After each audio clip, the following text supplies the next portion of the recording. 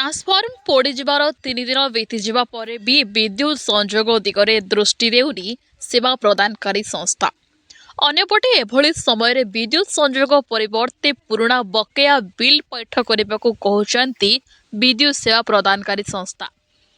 एभली घटना देखा मिले मालकानगिरी जिला MB79 ग्राम को लगी रही नुआगुड़ा ग्राम।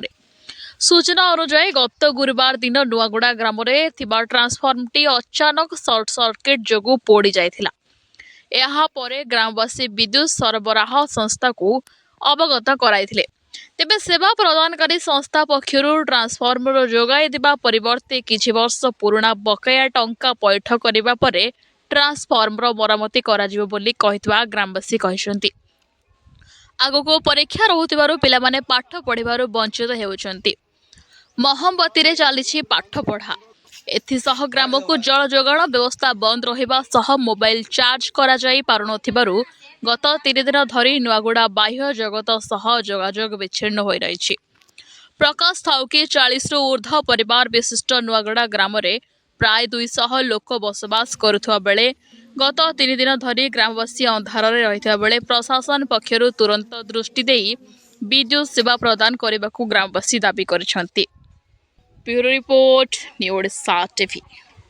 आम गाँ हूँ MB79 नुआगुड़ा आज को प्राय 3 दिन है करेन्ट उड़ी जाइए।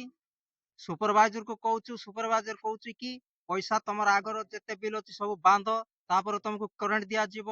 ये आम जंगल भितर रहीचु एते केते साप केते बिछा फिचा अच्छी छोट छोट पिला माने बुलुथिबे पिला मानकर पाठ पढ़ा मध्य होउनाई।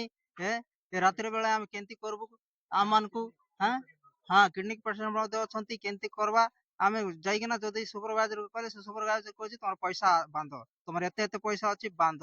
आमको प्राय 12-13 वर्ष हो गला से बिल को धरिकिना आमको से माने हरियाण करूछंती। एबे करंट पाई कहले बोले से सेमती आका आमको देखौछंती तुम आगर पैसा बांध ताहले तुमको करंट दिया जिवो ए बोली कथा कहउछंती। आज्ञा आम केमती करिवु छोट छोट पिला बिल बांधु नांती बांधुचु बिल बांधुचु से पुराना बिल मते बांधी बांधी जाउचु आ मासकिया बिल मते बांधुचु किंतु हेले भी हमको से माने हरियाण कर देउछंती। आज को 3 दिन हलानी करंट नै गां रे केते हरियाण होचु आमे। आज्ञा नमस्कार मु नुआगुड़ा बासिंदा हमर गत काली हम गां रो ट्रांसमिटर ता पड़ी जाईची निया लागि गिरी आमे संगे संगे करंट कर्मचारी मानू को आमे फोन कर जणाइथिलु जे हमरो गां रे ट्रांसमिटर रे करंट रे निया लागि जाईची बोली गिरी आमे फोन कर जणाइथिलु किंतु से माने आसीबो कहि गिरी आसीले नाही। प्राय आधा घंटा घंटाटे पर से माने आसले सेति भीतर पूरा बोर्डटा पड़ी जाईची आउ गत काली ठू हम गां रे करंट बिल्कुल नाही। आमे बहुत से मानकु विनती करछु फोन रे कथा होछु आसीबो आसीबो कहउछंती आसुनांती आ फोन करले से माने आउ बहुत माने बहुत बड़ कथा कहउछंती से माने सब बेले से मानकर मोहर खाली करंट बिल पैसा बांधो बोली गिरी से माने हमको जबरदस्ती करछंती। आज्ञा हम गां रो समस्त कुली मजूरी करी खाइबा बंचिबा लोक से माने एते टंका कोठु आनिबे से माने सेमानकर डिमांड होची पुणा बिल जहा अछि से पूरा परिशोध कर न हले हम करंट देबु नाही बोली से मान धमकउछंती। आमे से मान को बहुत रिक्वेस्ट करछु रिक्वेस्ट कला पर मध्ये से माने हमरो रिक्वेस्ट सुनु नांती।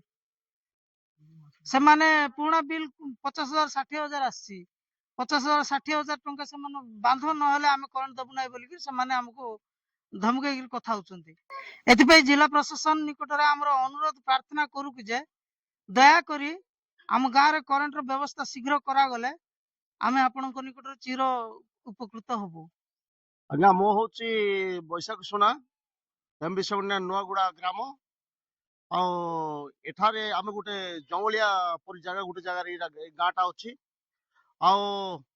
आमर ए गाँ रे करेन्ट आज्ञा गत काली पर दिन पर हलानी 3-4 दिन हो गलानी एठी करेन्ट रो जोटा ये आमर जोटा रोचे ट्रांसमिटर सेटा पुड़ी गला ता पूर्वरु लाइन कट हो जाइथिला से माने नुआ नुआ पिला मान को पठाई देले से माने आसी करी केमती केमती जोड़ी देले सेटा पूरा शॉर्ट हेकर पूरा निया जली गला पूरा पूरा पुड़ी गला पूरे ଆମ ମାନଙ୍କୁ ଆହୁରି କହୁଛନ୍ତି ଏମାନେ କଣ ଯେ ତୁମର ଆଗର ପଇସା ସବୁ ବାନ୍ଧ। ଆମେ କିନ୍ତୁ 15 ଦିନ ବି ହେଇନା ଆମେ ବାନ୍ଧିଛୁ, କେ 2000 3000 ଲେଖା ବାନ୍ଧିଛୁ। ମାସିକ ମାସିକ ପଇସା ଛାଡି ତ ପୁରା ପୁରି ଆମେ ବାନ୍ଧି ଯାଉଛୁ। କିନ୍ତୁ ଏବେ ଆମ ମାନଙ୍କୁ ଏମାନେ ବହୁତ ହଇରାଣ କରୁଛନ୍ତି, ପଇସା ବାନ୍ଧିଲେ ଆକା ଦେବୁ ନହେଲେ ନାହିଁ ବୋଲି କହୁଛନ୍ତି। ଏଠାରେ ଏଠାରେ କେତେ ରୋଗ ଦୁଃଖର ଲୋକମାନେ ଅଛନ୍ତି, ପ୍ରେଗନେଣ୍ଟ ମା ମାନେ ଅଛନ୍ତି, ଆମ୍ବୁଲାନ୍ସ ର ପ୍ରୋବ୍ଲେମ ହେବାର ଲାଗିଛି। ତଥାପି ଆମେ ମାନେ ଏଠି ବହୁ ସହ୍ୟ କରି ଆମେ ରହିଛୁ। ମାତ୍ର ଆମକୁ ଆଜି ଏ ଲୋକମାନେ ଆଜି ବଡ ଭୟଙ୍କର ଆମକୁ ହଇରାଣ କରୁଛନ୍ତି।